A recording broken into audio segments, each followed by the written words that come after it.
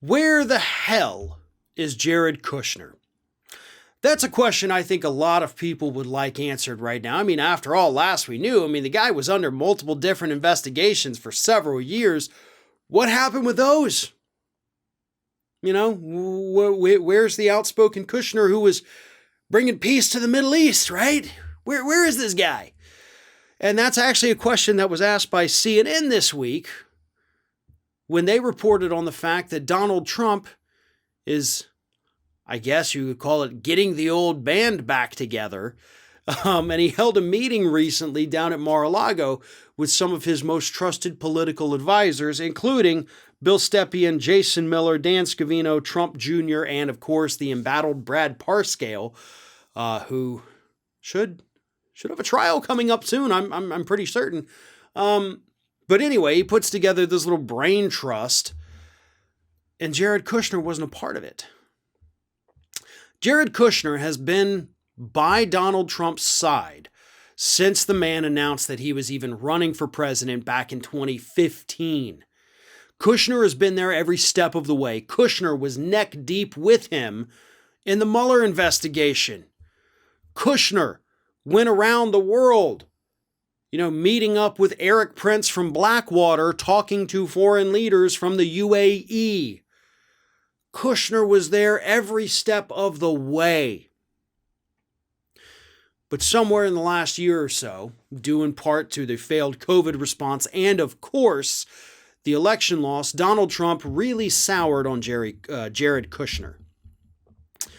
He wasn't happy, obviously, with his COVID response and his little shadow task force that he was running, but he was even more pissed off about the fact that he lost the election, and of course, Trump can't take blame for it himself, so he has to blame people like Jared Kushner, so Kushner gets cut off. Or did Kushner simply walk away? See, that's what we don't know, folks. There's some drama there that we kind of need to know about, right? Me personally, I want to know what the hell happened with these investigations. Like, they were looking into Kushner's finances, right? We need to know what in the hell was going on with that, because I kind of have a feeling this kid probably belongs in jail. But nevertheless, Donald Trump is planning this grand return to politics, and Kushner is no longer a part of it, either by Trump's choice or by Kushner's choice. We may never actually know the truth here. But CNN does mention the fact that Ivanka herself has kind of cut off everybody from politics. She apparently doesn't even like people talking politics around her right now. It's a sore subject, sensitive for her. She just wants to go back to the socialite life. And I'm sure Jared Kushner does too.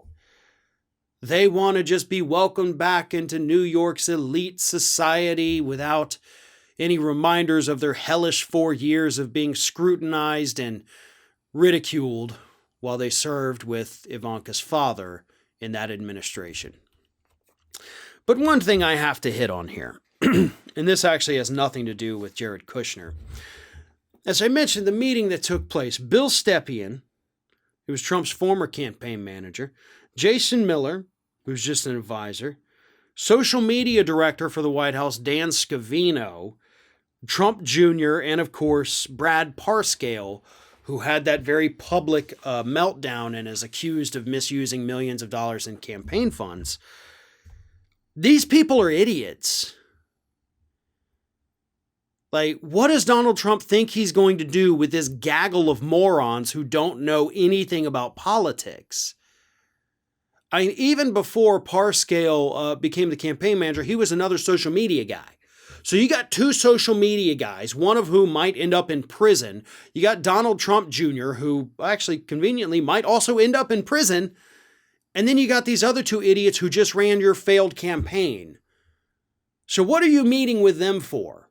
I mean, look, I want you to lose whatever you do in life. And I do mean whatever you do in life. I hope you lose everything. If you go play a game of Connect 4 with Barron, I hope he defeats you every round, every time, without question.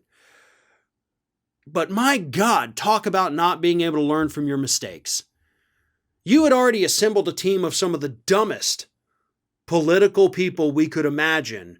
And then after they disappoint you, you bring them all back in and say, all right, gang, now what? No, now what is you fire them and you never talk to them again because they're just really, really bad at what they do.